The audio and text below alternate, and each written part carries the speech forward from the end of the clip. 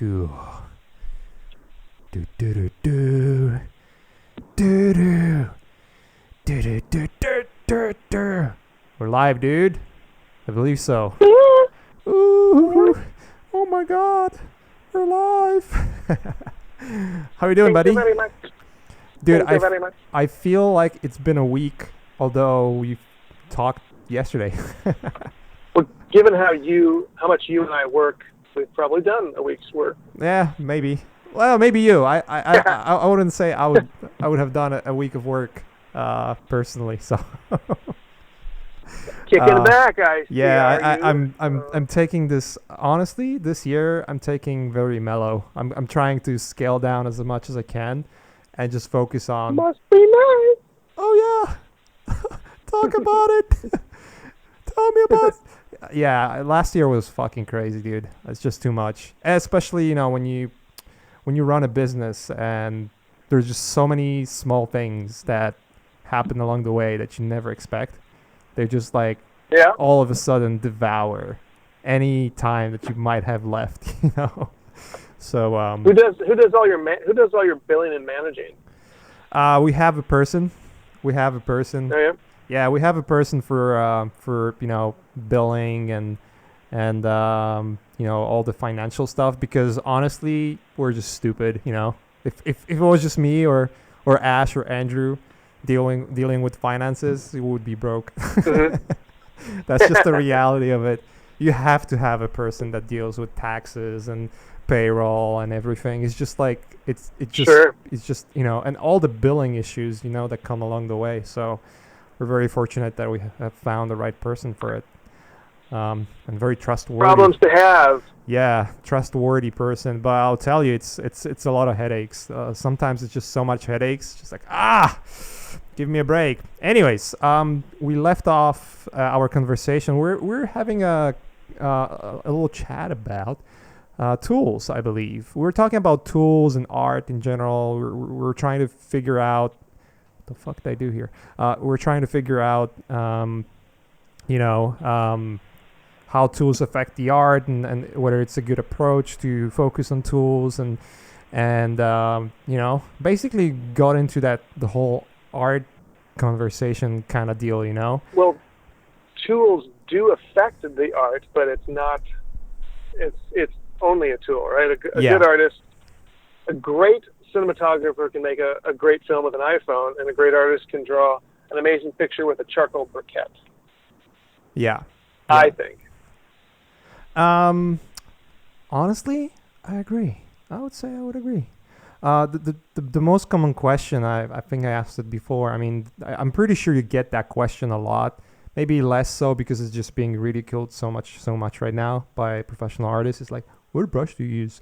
And I think it's I get when that question comes from a person that legit has no idea how the whole thing works. And I think it comes down to the fact that barely anyone does any kind of research before they ask any question whatsoever. It almost feels like instead of using Google, I'll just ask a question because it's just more comfortable for me personally.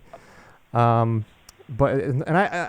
I'll get sort of why this question is being asked that way. But I'm as you said, tools don't make an artist. It's just something that will make the work that you're trying to do easier, right?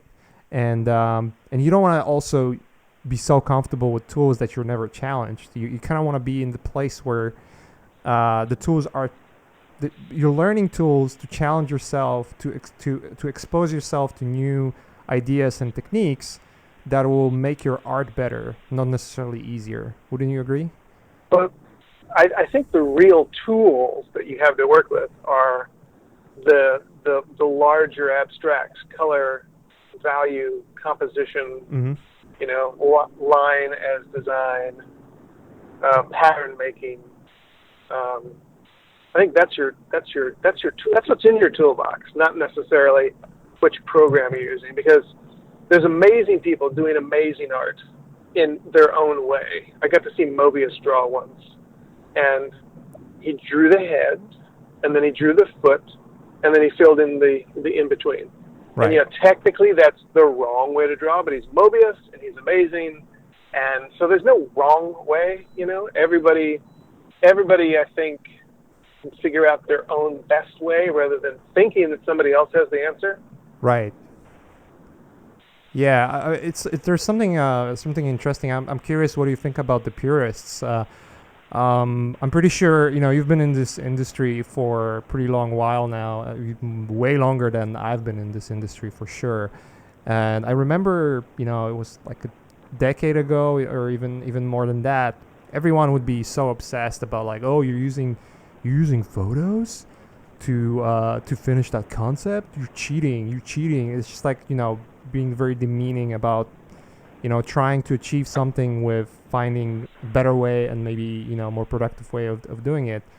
And there's the purism of it. I think it has two layers. Now I'm actually curious what you think about that, because I get one layer which would relate to the idea that if you just rely on tools and shortcuts, then you're not achieving anything, but then you also don't want to handicap yourself. If you can't draw and design, the photo is not going to paint the picture for you. Right. I don't think there's any such thing as cheating per se. The people who do it well, you can't tell what they painted by hand and what was a photograph because they do it well. The people who don't do it well, it's like, oh, okay, your hand painting didn't match your photograph, therefore it's not working. Yeah. And that's what's funny when you read like Facebook posts. It's like, how much is this geometry? It's like, you know what? It doesn't matter because you can't tell. Yeah. Yeah, I agree. If you can't tell, then they've done a really good job covering it up.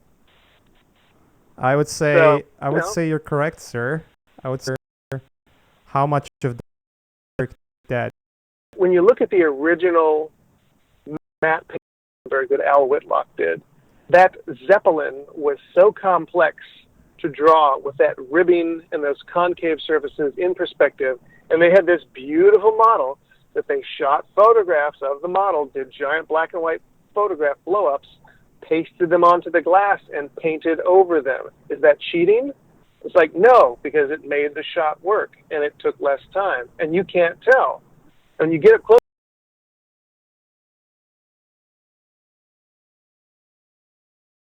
Oh, something's going on there. No,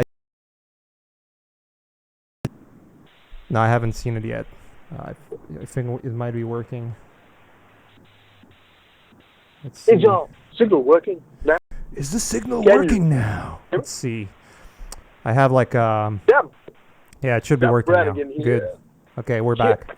Chip. Excellent. This is Try me. This is why I love Time Warner Cable, I guess. That's what's up. Oh, technology. All so good. Much better than we had two wooden sticks all to rub good. Yeah, all good. We're back. Yeah, we're back. Everything's working now. When he set fire to... Anyway. Yeah, where did we stop? Because I got distracted by that shit. We were talking about art and tools don't make the man, brain atrophy and stuff like that. Yeah, brain atrophy. I think it's real. Man. Like, I've noticed that because, for instance, like I am so obsessed with learning new things, like constantly just learning new things. And I can tell you there's two things related to it. One is like, it's awesome because it just opens up so many doors for me. Like there's things that I consider would be impossible, and now they're just making my workflow and the way I work and the quality of work I can produce so much easier. Like you know this idea of having something in your head that you wanna build and create, right? But then you're lacking the tools to do it, or you're lacking like skill. It's when you're at that point where like, fuck, my skills are not yet in that, Well, that's an idea worth talking about, because I think that is part of being an artist, in that your vision will always be ahead of what you're able to do. And if you make friends with that idea now, you will not hit yourself over the head repeatedly. throughout the rest of your life, because, and it's true. There's a great story in the book Art and Fear, where this guy who plays the piano, he's a concert pianist, and he's talking to his mentor, his teacher, and he's like, "Oh my God, this is so frustrating. I mean, the stuff I hear in my head is always like a little bit beyond what I'm able to do. When does that stop?" And he goes, "What makes you think it stops?" And when I read that, I went, "Oh, good to know. Okay." Yeah. That's just the price you pay for pursuing art. Is your vision is always going to be a little bit farther, and that's what keeps you going. Because hopefully, I mean, not everybody keeps growing, but that by and large, that's what drives most artists. Yeah. And you're constantly chasing something that's just a little bit ahead of you. So you're constantly striving and challenging yourself and pushing to get a little bit better. Or some people just kick back and, I don't know those people. I don't hang around those people.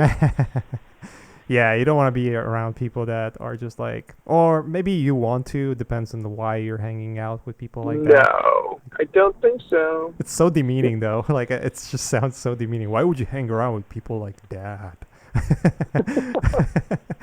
Why would you even consider non-prolific people around you? Here, there's this great idea that you're going to have time with it. Like, shit. So, depending on finite amount of time for the most, that's you, right? Yeah, I hate that shit. Maybe it's gonna work now. Let's see. Let me see. Should be working now. I killed my camera as well, just for the sake of getting the bandwidth. I think it's the, I live in a building, not in a house, so that's what's up. You still have to wear that thing on your ankle? Anyways, dude, all right, I think we're back. Let's take some questions from the callers. Yeah, let's actually go to QA, because that's something we missed last time, and I know we have a finite amount of time. And by the way, when anytime in the future, if you're free, you're always welcome to come back. I always try to. Oh, let's just do it every day. I think that's. I'm down. Every day. Yeah. I'm pretty sure everyone else would be down for it too. After a couple of years, though, they'd get sick of us. Hey, it would be like one of those daily vlogs, just conversations between a guy in a car and a guy who's having internet issues. Question number 1. Yeah. Who's all right. So winner? we had a bunch of questions that I want to address from the last stream, and then we'll get into, if you guys, whoever's listening live, have any questions, then you can ask them now. If we don't run out of time, then I'll address them at the very end. All right. So question number 1 was, how do you start a new project? What are you doing to make sure it gets good pre-production? Every project is different. That's really hard to answer. I mean, that's a tough one to answer, because you've got a different crew, you've got different set of leadership, you've got different pipelines. That's tough. You just sort of, you use your experience, you sweat the details, keep the crew's morale up as much as you can. You cast to what people are good at. Yeah, that one's tough. What else you got? Yeah, I mean, morale. I could go on for 20 minutes talking about something that's not really answering the question, because every situation is different. Yeah, yeah, for sure. I mean, I would guess the best way to approach it, just to narrow it down, would be, approach it from the productivity level, like not just the team morale and whatnot. I mean, I get you have to have the right people with you, and then build the right atmosphere in whether it's in a studio or within the art department.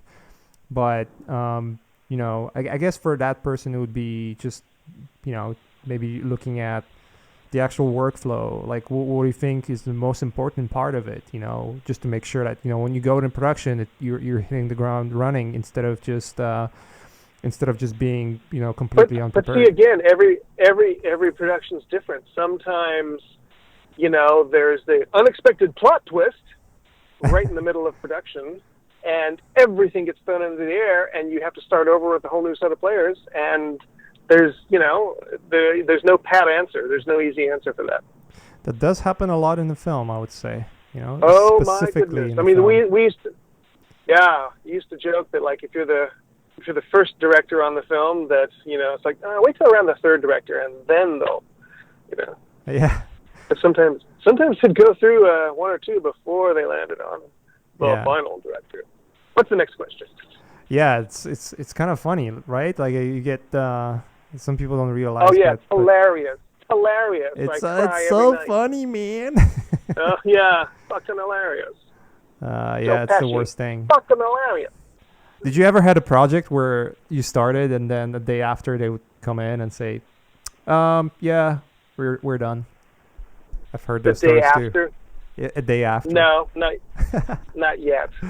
Knock on wood. Good luck with that. For anyone who's Yeah. listening, in film, it's just so common for films just to. I think how many percent of the film really never get done? I would say like around 80 or 90, easily. Oh, it's huge. It's Yeah. huge. Yeah, there's more pitches than there are films being put into production. Yeah, exactly.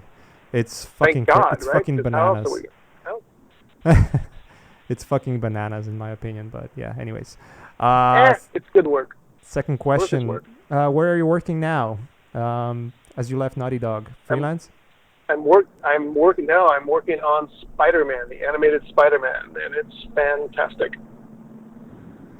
Yeah, awesome. And that's all I can say. There all you I go. can say. It's super secret. Yeah, Super secret. you cannot get a better answer than that. Honestly, it's pretty straightforward.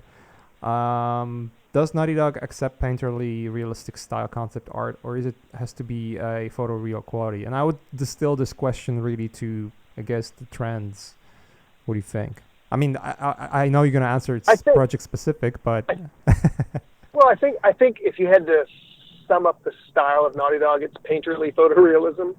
The stuff that the guys do by and large is fairly photoreal with a touch of brushiness to it. yeah, How's that? yeah, it's It's not strictly photoreal in that it's trying to completely emulate a photograph. It's highly detailed, Yeah. but still slightly painterly. I would say so. It's very juicy, in a way. Yeah. I would say it feels very juicy. I think juicy is the right way to portray it. All right, next one. How many no's do you get versus yes for things you want to add to the game? Like if you would work in a game and if you would have hypothetically the power as an art director to actually decide what's going to be in the game. Well, as an art director, though, so look, here's the deal. I'm not making an art piece. I'm making a game, right? If it's not fun to play, nobody's going to buy it. So ultimately, it's a game, right? The art has to serve the game. Mm-hmm. So it's not a fair question in that, like, what kind of game would I make if the art was, well, just looking at art isn't necessarily gameplay. So just like in film, it's not just about the art, it's about the art serving the story. Exactly. About the art enhancing the emotion. So, I mean, my personal preference is for, stylized games that are trying something incredibly different.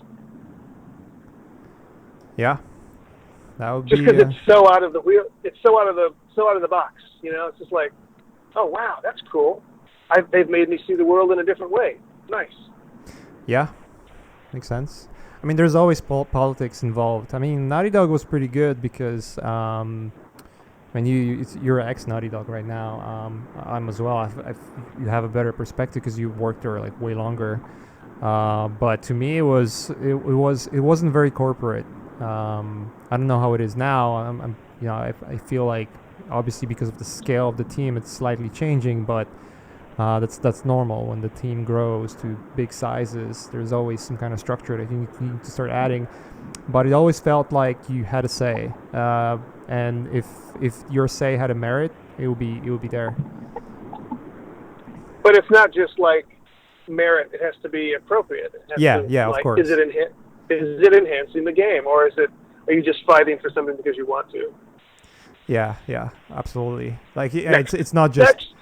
just like, oh, I have this brilliant idea. No. Everyone does. Let's see how it pairs. I don't know about How see how everybody. it. I would question that, but I meant it every sarcastically. idea, I meant it sarcastically. every idea is worth listening to. Yeah, of course. But yeah, everyone thinks they have the greatest idea, and the reality is like, it would be, you know. I got a good story for you that relates to what you're saying.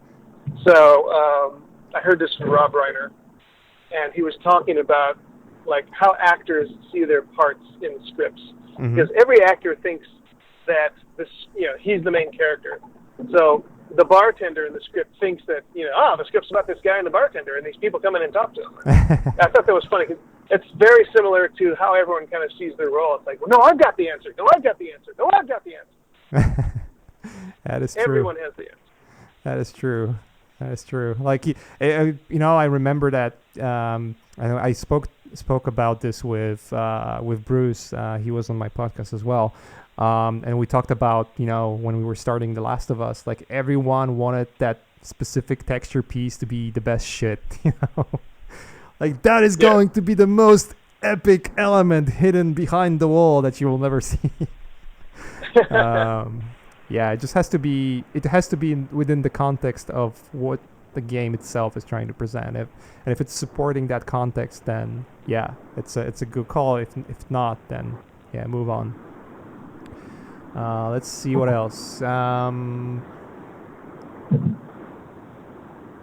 Are you talking to all artists and give them feedback, or is it easiest to communicate only with the lead artist?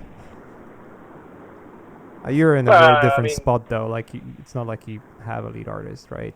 Especially in film, there's nothing like that. Well, I mean, in Naughty Dog, you would go around to everybody's desk that was working on something, and on film, it's the same way too. You have your big group meeting, and you have your bi-weekly or daily rounds where you go around and check in on people's progress, and you give them, suggestions or guidance. Yeah. So yeah, I mean, the team is made up of individuals, and if you don't know who you're casting to, if you don't know their strengths, and if you don't know their names, then you're not really a good team leader. Yeah, you kind of want to be there and involved, but also involved in the way that you're not micromanaging everyone. Because that's the worst. Well, thing nobody's going to do good work with you holding the back of the brush. You have to give broad, generalized notes that can be addressed by the artist's own problem solving. Yeah, I agree. I had the best time as much as possible. I had the best time working with production designers that were exactly thinking that way, and I had a range. I had a range of people that just were so meticulous about, this has to be specifically this, and people that were just like, this is the general idea, go for it. Yeah. It's usually the way I look at it. I used to be art director myself, and I hated it, by the way. Because I guess I wasn't ready for it too. It was like a role thrown on me, like, here, you do it. But one of the things that I found is, if you're just micromanaging everyone, you're not really allowing them to do the job that you hired them for. Like, there's a reason why you're hiring an artist. If it's a good artist and you hire him specifically for the samples of portfolio that you saw, then you should be assuming that person is good enough to follow their own judgment and be the best for the project, right? But it's not necessarily true for everyone. Oh, Mache, you're stating the obvious. I know, but sometimes it's good to state the obvious. Especially for. It's always good. I have a good range of listeners, I feel like, from professionals to people that are just very briefly interested with art. So it's good to have, perspective. Just see it from the juicy level of it, like see it how it really is. What else you got? More questions. More questions. More questions. Let's see. Another one was the ultimate higher goal of an artist would strive for in life in Europe. Fuck. I'm just a perfect guy to read the questions. I would say. Let me do it again. What is the ultimate higher level goal for an artist would strive for in life, in your opinion? Is there any objective one? I guess. I hope this is a clear question. I guess it's just like everybody's goals are everyone's goals are different. Exactly. I mean, that's yeah, what I thought you were gonna some people say. just want to. Yeah, some people want to be as good as Michelangelo by the age of 26, and some people just want to keep getting better, and some people want to be good as so and so. Yeah, that's a tough one because everyone's personal goals are and should be different. I agree. Yeah, you should look at it from a perspective of like, what do you really want to like? What drives you personally? What gets you up in the morning? What excites you? What gets you up in the morning? And like answer that, and then you'll have your answer, your individual answer, because everyone's answer is different. It almost sounded like infomercial for a second. Hi, this is Robh Ruppel with my new Power Motivation course. What gets you up in the morning? Order now, and I'll send you for no additional cost a new 20-minute meditation. Hey, I think I might be onto there you something. go. Yeah, you're onto something. I would say go for it. You should be doing QVCs or something. What else you got? All right. Another one was, does equipment really matters? When just me, Mache, started freelancing, were you doing 3D work with the same computer you bought first from the company clearance sale? Because I just have a shitty laptop too. As I said before, the first computer I had was like, when the corporations do a clearance sales, they just clear out the deck from the computers that are like 20-year-old, and you get that piece of shit that still runs on Windows Millennium or something. That was my first machine that I've ever got. I would say, I don't know. Rob, you answer it. I have my own opinion on it. The answer is no. I have a really old Mac. I run a really old version of Photoshop, and I have a Wacom tablet. You do not need the most cutting edge, just out of the box, latest. Lies. You need it. Artist is a technician. An artist can take a burnt stick and make a great picture. If you're relying on the software, if your computer supposedly, quote, isn't fast enough, then I question what you're trying to accomplish. I don't know, man. I would say the hardware is really important, and we should get into details exactly what kind of hardware you have to buy, so I can post Amazon links with affiliate, so I can get the money from sponsors. I mean, look, if you're rendering a really complex piece of scenery with ray traced light, then yeah, you're not going to run it on an old machine. But that doesn't stop you from making art. Yeah. It doesn't really matter. It's, again, like whether you use Photoshop or whether you buy Wacom or you use iPad or anything like that. For general purpose, it's just going to be good enough, I guess Photoshop is a standard in the industry at this point. I mean, you can still do, I really like the stuff Procreate is starting to come out with. I see that as a little rival, a little upstart, even though it does not do all the high-end stuff.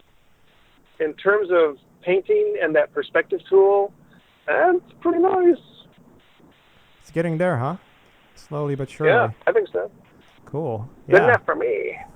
Good enough for you. It's good enough for you, and it's good enough for everyone else. Because look at Rob's art. People just look at his art, and if it's good enough for him, it should be good enough for you. Again, it's a tool. It's like whether you use Procreate or Eventually, if you earn money, you're gonna be able to afford and invest into something more. I talked about it anyways. All right. Another one was I have a hard time excluding details or elements when drawing and painting from life. How do you approach this, and what would be the recommended practice to remedy this problem? Yeah, squint. I mean, Richard Schmid, I think, pretty much wrote a whole book on squinting and how squinting reduces detail and how you're looking at the visual impression of something. Mm-hmm. And that's really, when you're working in any medium, whether it's painting on a screen or painting with real pigment, you have a limited range of values to work with, and you have to compress and condense and group things in order to get it to work. And the way to do that is to squint and look at it. Half close your eyes and stop naming things. Stop looking at it for what it is and start seeing what really shows up. When you half close your eyes, so much of the detail goes away, and you start seeing the larger patterns and the larger value arrangements. And that's really the meat of the image. That's what makes it look real. It's not the details. Yeah, I agree. Squinting, and like if you're relying on, yeah, squinting is the best thing, because then you just, yeah, I mean you answered everything. Why am I even talking here? Richard Schmid did a film when he was young called The Secret Squint, and it's true, right? It's like, yeah, that's the secret, squinting. Yeah, there you go. Simple, straightforward. Yep. Another one was, is it usually around? Hold on, let me actually read it before I read it to you. Right. Yeah. Okay. So, is it? I'll just distill it to my own words. When you're art directing for bigger projects, right? Do you ever have time to do your own work for that project, or you just fucked with meetings basically? Yeah, when you roll in around 10 p.m. at night, you're pretty tired. Maybe you're not going to do 3 hours of work every night, but at least I have to. I gotta do my own stuff, because that's where you come up with the new questions. Putting down work for someone else as an answer. Right. If you're not constantly searching out new questions, then you become a one-trick pony. But do you have time to do it during on the actual project? Like not just doing it for yourself. Huh? What's up? Well, I mean, every project's different.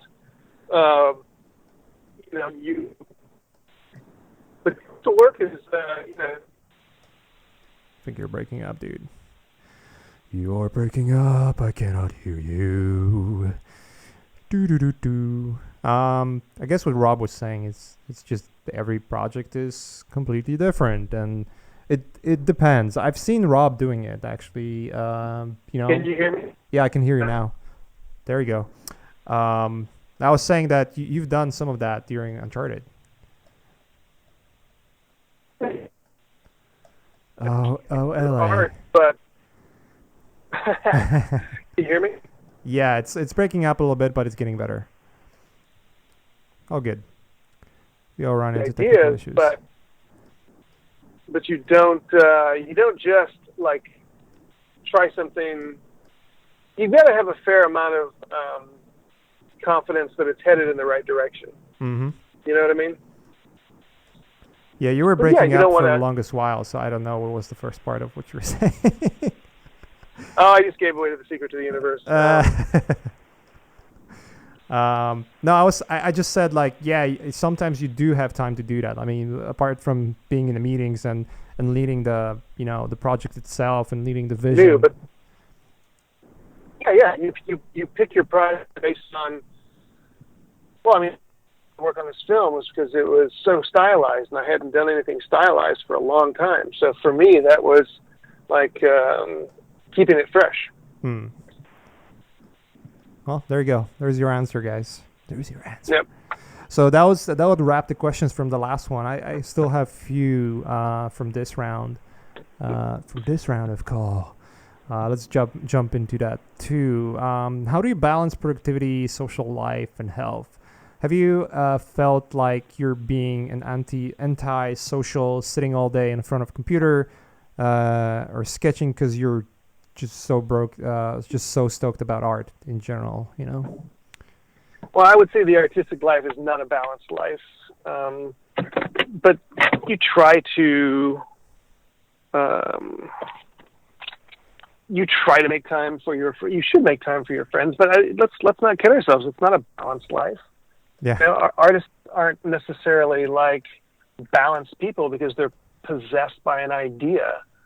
So, you know, make friends with that idea that you can bring balance to your life. But, you know, all the guys I know that are really, really good are very obsessive, and the stuff kind of rules them, and that's just the way it is. I think it kind of touches upon what you said during the last time we talked, or yesterday. You know, about, you know, it's not really work, it's not really obsession, it's just really above that, a little bit above that, because it's part of you, it's part of your life, you know. So it's like you know, telling you you should stop breathing, or you should stop eating because, you know, that's not balancing your life. Like, it's just a matter of what are your priorities, and what is the most important thing that drives you personally and makes you personally happy, you know. We live in the big world. Everyone is sort of like having expectations around everyone, and what I found, what happens often is just like whenever you try to meet expectations of someone else, you actually end up not meeting your own expectations, and you could just, you know, get really not happy with how your life is proceeding forward. You know, I found this to be. I think true. I have an answer in way of a parable. There's this interesting film called The Stuntman. I think Richard Rush was the director. Old film, and in it, they're talking to the writer. It's about a film crew, and the director and the writer and the producer and the actors are all sitting around a table having dinner, and they're talking about cutting scenes and stuff like that.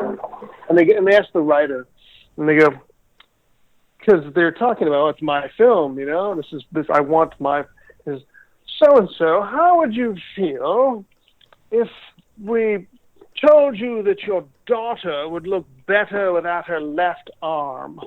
And he said, well, being an insecure writer, I would probably call my agent and ask for a second opinion.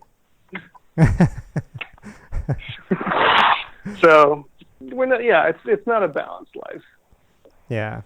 It's it's a matter of priorities. What do you choose to be important? I personally found, I'm actually it's going to be my question to you. I personally found that if you, like, there's a specific like cutoff point during the day where if you're not sort of balancing in a way that you have time where you can disconnect and not really think about work and really try to do it, leave your phone, don't think about work, do something completely meaningless, whether it's sport, like do something that is completely separate from what you do as an artist, whether it's a sport, spending time with family, you know, anything that is absolutely. You have to, in order to stay fresh, you have to have time away. I found that's go ahead, sorry. Yeah, no, that's true. And even if you want to use the sports analogy, you know, your mind gets fatigued just as your muscles get fatigued, and you have to take a break at some point. Yeah. And then you come back fresh, and you see it fresh, and you go, oh, okay, I was actually doing okay. Or, no, that one sucked, but I see how to fix it. Yeah, I agree. Yeah, so sport is a great analogy, actually. Time away is just as important as time on the board, you know? Yeah. Just for the sake of getting a good piece of art, you can work something to death easily. We all get blind to what we're doing, and when you just start making marks to make marks, you're not helping the piece, you know? Yeah, I agree. Yeah, you get tunnel vision, and it's just like, wait, I'm missing the whole point, and it's just because you're tired and not thinking straight. Yeah. Right. Cool. Let me see if there's any other. Right. There's actually a few more. Do you work on GTA 5 backgrounds, wallpapers? Did you work on GTA 5 backgrounds, wallpapers? No, but I love the style. Yeah, it's pretty good. I mean, I like those. They're very, very iconic in a way. You know, you can when you see them, you're all right. Yeah, that's GTA. They kind of made it. Well, that's great. That's great branding too. Yeah, you know, yeah. But their style is so recognizable that you go, oh yeah, there it is. Yeah, you see it right away and like, all right, cool. Yeah, I get it. Mm-hmm. Yep. Good for them. Good for them. Good for them. All right, another one. It's the last one that I see right now, unless there's some more coming in. Artists are vulnerable to getting their art stolen online. What ways can artists prevent getting their art stolen? Should artists just don't care and post stuff just for enjoyment of others? That's actually a very interesting topic, I would say. Yeah, I mean, I've seen my stuff plagiarized. So what? You know, I don't get my panties in a knot about it. It's like, oh well, you know, somebody wanted to use it or copy it. That's fine. Yeah, I find it, troubling when someone tries to sell it. Like, they go online and just fucking do prints or shit like that. I mean, the best way to prevent it is that's not right. Don't give anyone a high res file of your stuff, and that'll help that. Yeah, never do that. Unless you're selling it yourself and you're fine with, whatever the consequences of that's going to be. Then sure, go for it. But yeah, otherwise, the way, I mean, I'm pretty sure you're looking at this the same way. It's if someone posted as their own work, in majority of cases, gonna be called out, and if they get work out of it, they're gonna be fucked anyways. So I wouldn't care personally. Exactly. I post work because I want to share it. I want to share it with the community. I want to share it with you guys, and I also want to get employed as well. There's no other way to get employed. You have to be there. You have to be presenting your work to others. Otherwise, you're not gonna get hired. So yeah, if nobody knows who you are, then they will not call you. Yeah, exactly. Unless you are, I don't know, like in the union, or you've been in the film industry and you worked with already a crew that knows your name and credentials. Then that's a different story. But see, that's just it. They know you, right? They know you from somewhere. Yeah, exactly. Right, but if nobody knows you because you're not showing anything, then nobody will call you. Yeah, there you go. What's your favorite artist? There's so many, but I think the guy who inspired me most was probably John Berkey. Okay, yeah. He just made up these enormous, beautiful, and he also was a really good landscape painter and a really good figure painter. Mm-hmm. But his stuff was so loose but so accurate at the same time. I agree.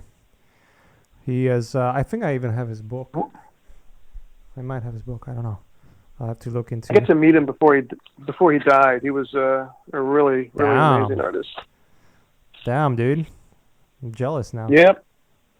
I am jealous.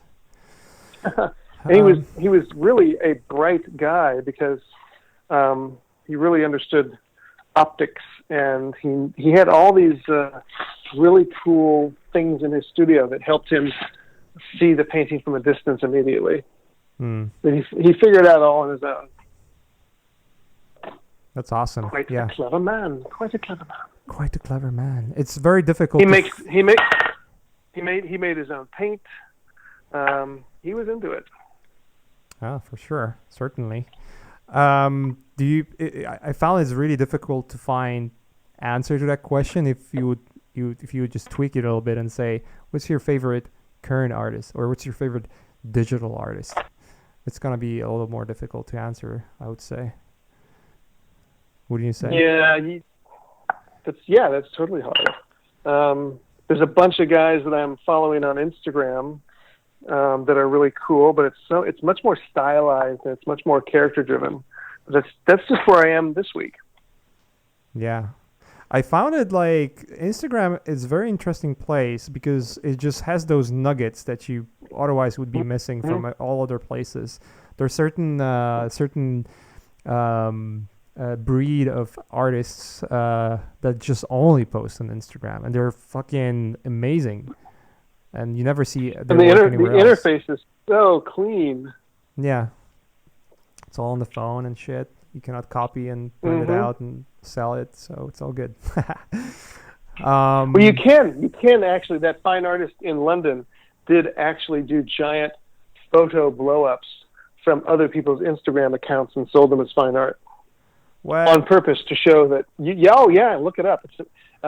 He did it on purpose to show that you don't own your images on Instagram. He posted the whole thing, including the comments and everything. He posted it as a giant print.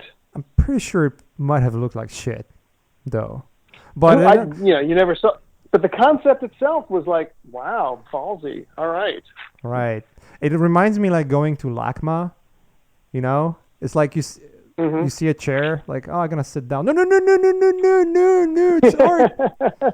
What? What the fuck? But he was actually making a statement that, he said, well, if you carefully read what you signed, then you realize that what I'm doing is completely legal. It's like, damn.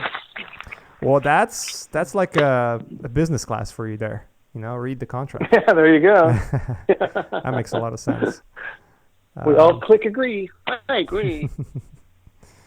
That is actually very interesting. It reminds me that South Park episode, with the terms of use, the Apple terms of use. Have you seen that one with the centipede? Oh, I've heard about it. I've heard about it. You gotta watch it, dude. It's so funny.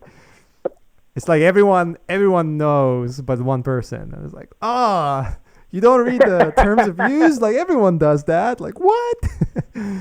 It's so hilarious. It's so aggressive though. Let's see. Those guys. What are the questions we have here? We're gonna wrap it up soon, guys. We already kind of had a juicy conversation before, so we just want to wrap it up with some more questions. How do you feel about answering maybe 2 more questions and then putting a lid on it? All right, let's do that.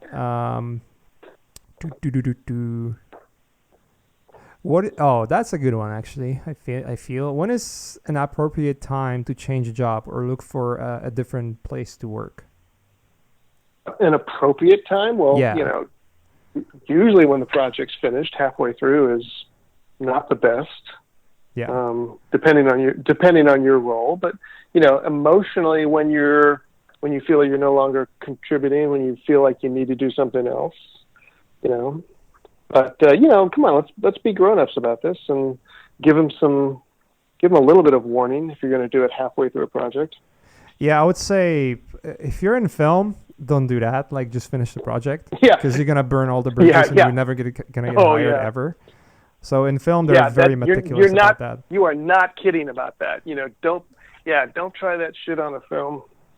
Yeah, you don't want to do that because, and I've said this before a couple of times. It's like with film, it's so different because the amount of effort it takes to create a film and how many things just have to be done the right way.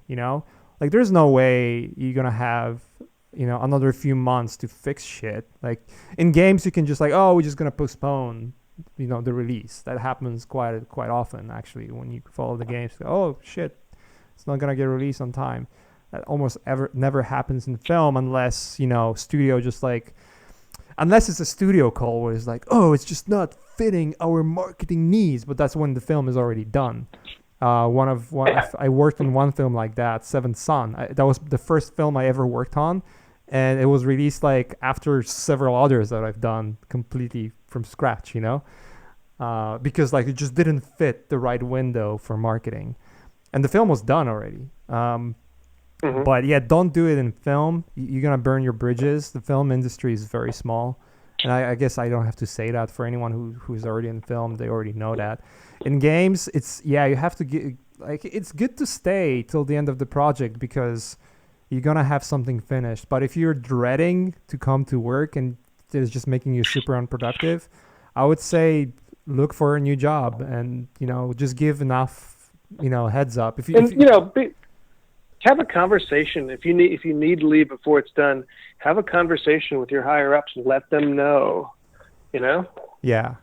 Unless they're assholes, because that happens too. I mean, we were pretty saying working for Naughty Dog is you could go to Evan's office or Christoph's office and just, be very open about your feelings. And they will listen. They will be like, what? You fucking asshole. Like they would just listen to you, It was awesome to have those guys as the bosses, you know. But yeah, give enough It was pretty. heads up. It was pretty cutting edge managing wise.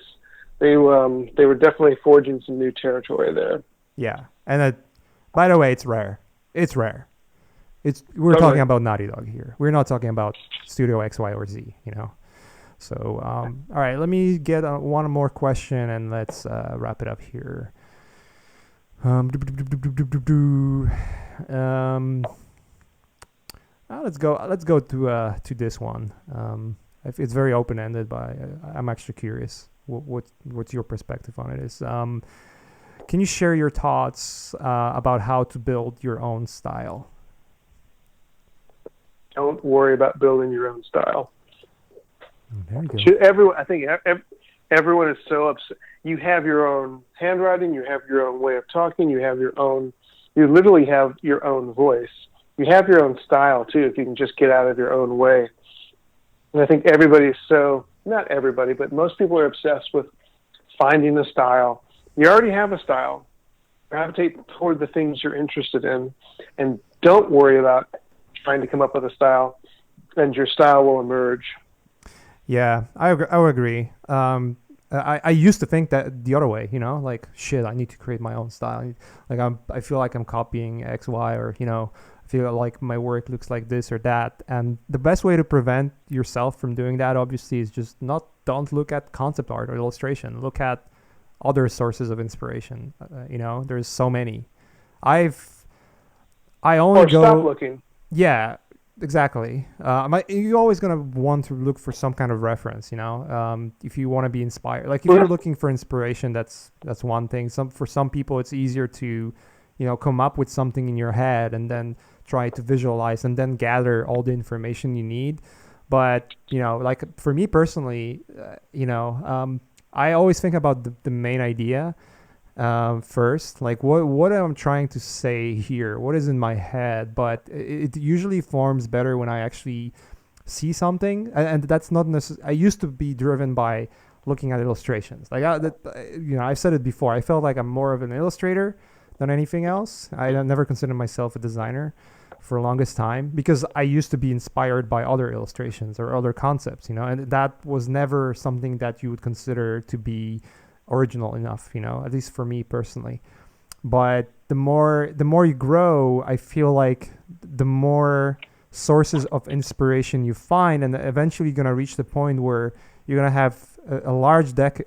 Your deck of knowledge is gonna be large enough that just from memory or just from things that you've experienced in life, you're gonna be able to come up with an idea for something really cool, and then do a mind map for it. Let's say if you have a specific idea for some kind of really cool keyframe, you're gonna search for references of things that are going to be mundane and very, you know, straightforward, like some vegetation here and there, and maybe some, you know, some ground texture, some kind of rocks, or, you know, forest, whatever that would be.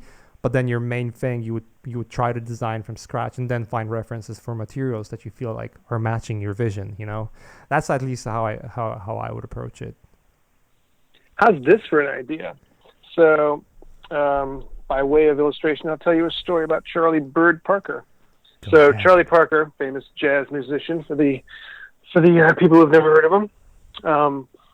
When he first started out, he wasn't very good, and like one of his band leaders even threw a cymbal at his head in reference to his playing.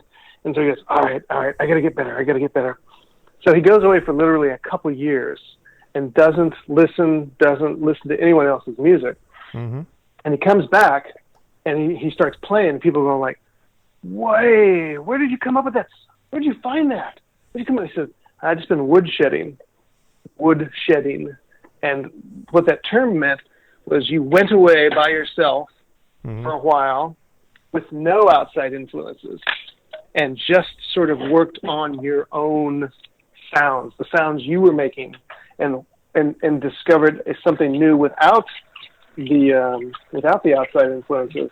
I think that's a brilliant concept. But don't you think there's not enough of that? Don't you think that I mean, I get it, like in terms of like your regular, you know, straightforward I'm searching for reference kind of idea of looking at life, right?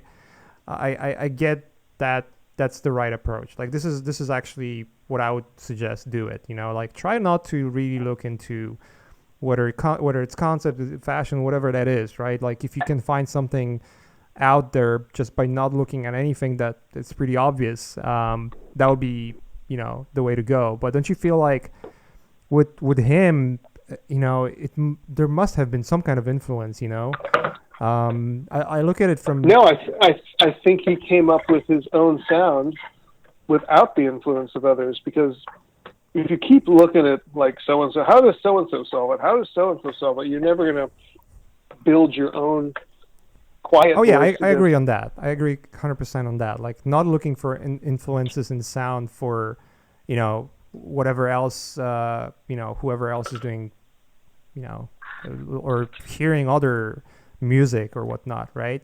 But more of being influenced and not really, or let's put it this way, not thinking about what you're being influenced, but experiencing life around you as you go, and having some moments that happen to you organically, whether it's like you're going for a walk to the forest, and then there might be some background sounds that you're not really paying attention to, but they're sort of like putting like little seeds in your head, like adding those little small ideas that you've heard, but you're not necessarily connecting them or consciously connecting to them. I don't know. I feel like there's something there that we're always influenced by something, and the more I think...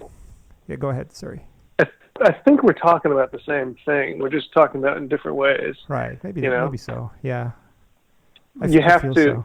but you have to be willing to at least, you have to be willing to at least entertain the idea that your way of looking at something could be unique. Instead of like, oh, well, so and so does it so much better. Oh, I wish I had Mache's brushes, and then I could paint like Mache. And everyone starts like that, but eventually, if you're brave enough, you're going to go, oh, when I was looking at whatever, this is how I saw it. I wonder if I could try drawing it the way I saw it. And then you do, and people go, hey, that's pretty different. Where did we come up with that? Yeah. I think we're talking about the same thing. It's just like not deliberately looking for, oh, I need to find reference right now, otherwise, you know what I mean? But it's just like building. Well, I think we're talking about style again. We're talking about individual style and how to find it. You don't find it by, you don't find it by just mimicking someone else. Yeah, I agree. I think we agree. We're on the same page. We're just using I'm a potato from Poland, so I'm kind of using my own language to express it. No, I only laugh because they had that little potato effigy of you at work, and that's it where lasted it was born, quite a long time. Dude, so Aaron, I talked about this with Aaron on on podcast as well. Like he fucking, I bought because we had that Secret Santa stuff, and I got him it was like a can. It had like a sticker that would use some pre-workout shit that I've made. It looked like a pre-workout shit with his face as some bodybuilder or whatnot. And I filled it with potatoes. It was like super something. And he left one of those potatoes on the table for like 2 years, dude. It was just sitting there. Oh, I know. It just like sucked in all the juices and just became like this dried up. Started like sprouting and shit. What the fuck? I know. That's what I was talking about. Yeah. That was so funny. Yeah. Anyways, all right. Let's wrap it up here, dude. It was so fun to talk with you, man. And also catch up. It was. We haven't been in touch for a while. Ever since I left, actually. But yeah, dude, it was fun. And thanks for letting me talk with you for the second time. So we could finish that conversation and get some QA going on. That was fun. It was a blast. I hope everybody had as much fun as we did. Yeah, I definitely did have fun, dude. It was fun to catch up. We should catch up some more. Maybe grab a coffee. Yeah, That sounds good. Where do you? Well, we'll talk later. I'm not going to ask people where you live. Then they'll hunt you. Then they'll hunt you down and they'll take your brushes from you. Yeah, there we go. Yeah, we can talk. We can talk when I'm done streaming. Yeah, don't hang up. Maybe I'll just finish the stream and we can come up with something. Cool. All right, let's wrap it up, guys. Thanks for joining the part 2, and yeah. Some more awesome guests coming soon. Hi, everyone. Follow Robh. Thanks for listening. Follow Robh on his social media. Give him a thumbs up and give him a follow. That's all in the description. And, there's obviously some other cool stuff in the description going on too. So take a look. All right, guys. Thanks for being here. And I'm not going to say who's the next guest. It's going to be a surprise. I was going to leave it a surprise. Take care. See ya.